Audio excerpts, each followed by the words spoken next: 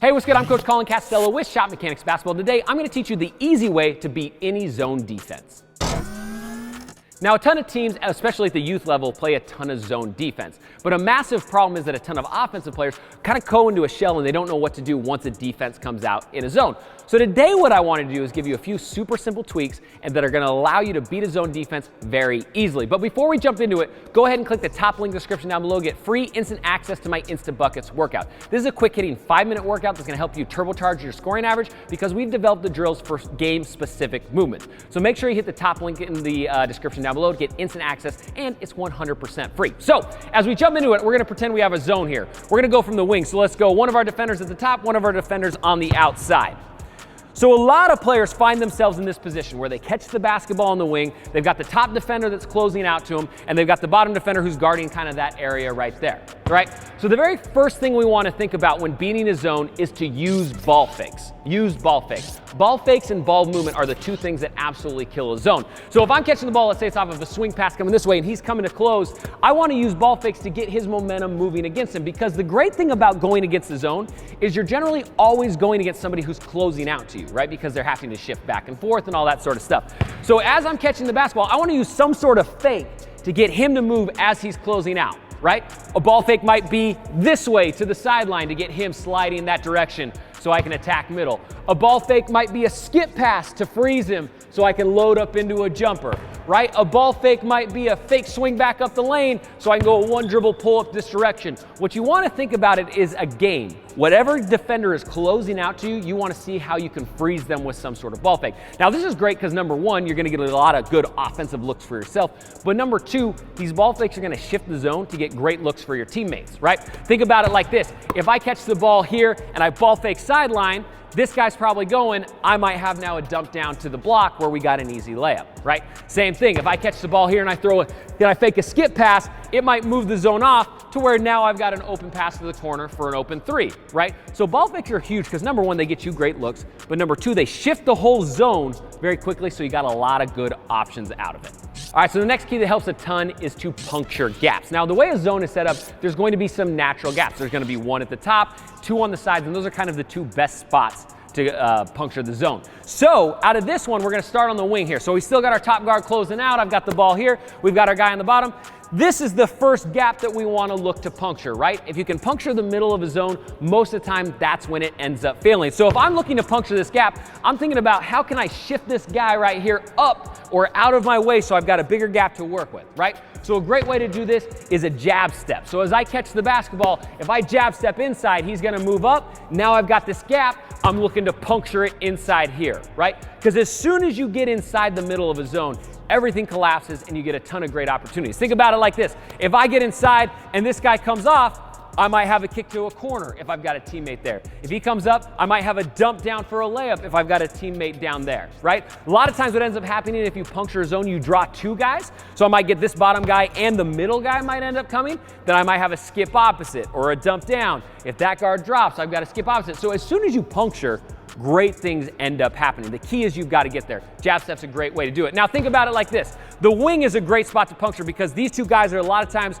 are going to have a miscommunication, right? A lot of times in an offense, the ball's being swung around. Maybe it's a skip pass. He might be coming all the way from the free throw line. So if he started there and I get some sort of skip or swing, he might have to come get me for a second. And then this guy's coming over, he's releasing. That's a great time to puncture that gap, right? So you can use that miscommunication against the defense to get good looks. Now think about it like this. The other gap you want to look for is right at the top of the key. So let's pretend we have a two guard front on defense and I'm catching somewhere up in the middle, right? This is another great time to try to get them moving and puncture this gap going middle, right? As soon as we puncture that middle, it's like puncturing the belly of the beast and it gets a lot easier. So think about moving people, puncturing those gaps, whether it's on the wing, whether it's on the top, and then look to make the correct play out of it. You don't have to shoot every single time.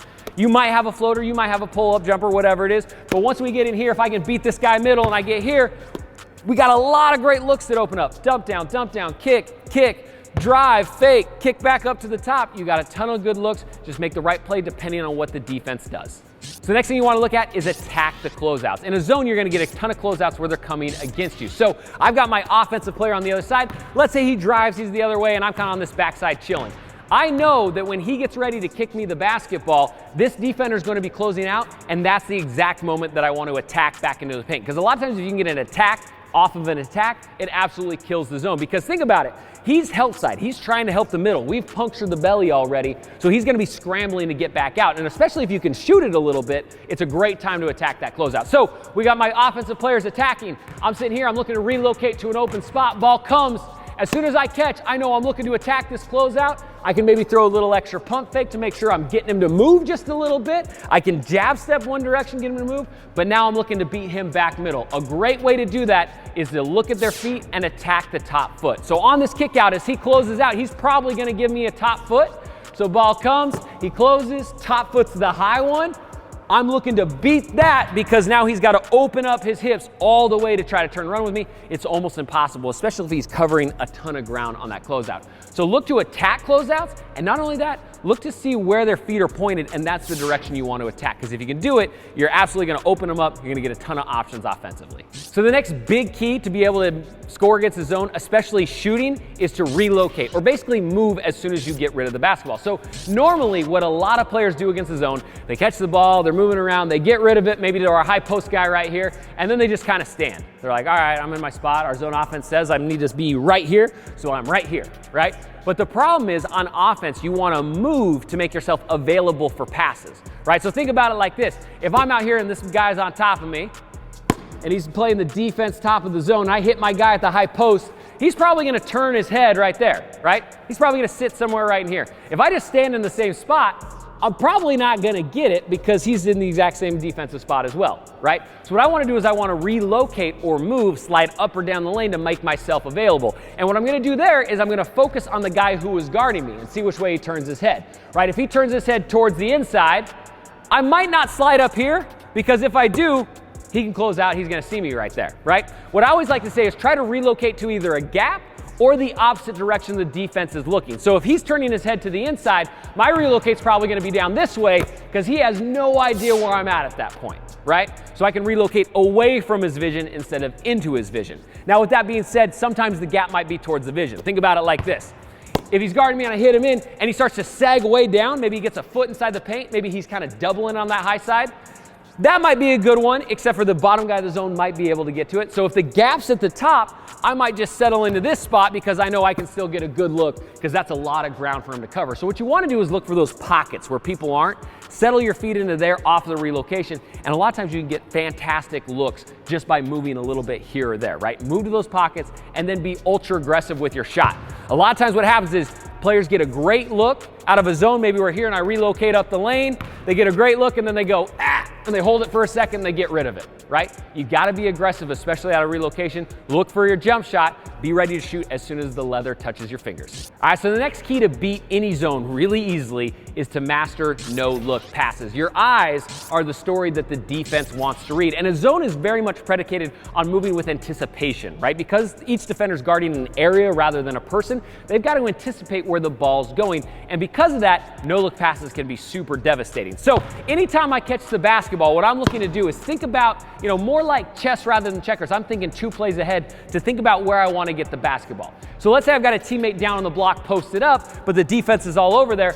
I might look off on an opposite skip, throw a pump like that, and then wing it down to him onto the block, right? And by doing this first, it forces the defense to start to move that direction and will open up a passing lane window. Let's pretend I got an open shooter in the corner, right? And I got the ball here. If I want to try to get him open, I know the bottom guy's probably guarding him. I want to throw a fake entry pass before I wing it out to him to the corner, right? Get that defender to slide to get to the open shot, right? We want to think kind of 2 steps ahead.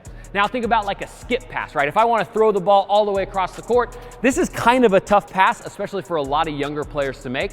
So you need to get the defense moving so they're out of position so they can't get to it. So if I want to throw a skip pass opposite, I might catch here, see what I got, I go, okay, I want to skip, I'm going to fake here and then throw it back up over the top on that skip, right? Think 1 step ahead and how you can move the defense with those fakes and then get it out with the no-look pass. No-look passes are huge because you can really puncture it super quickly.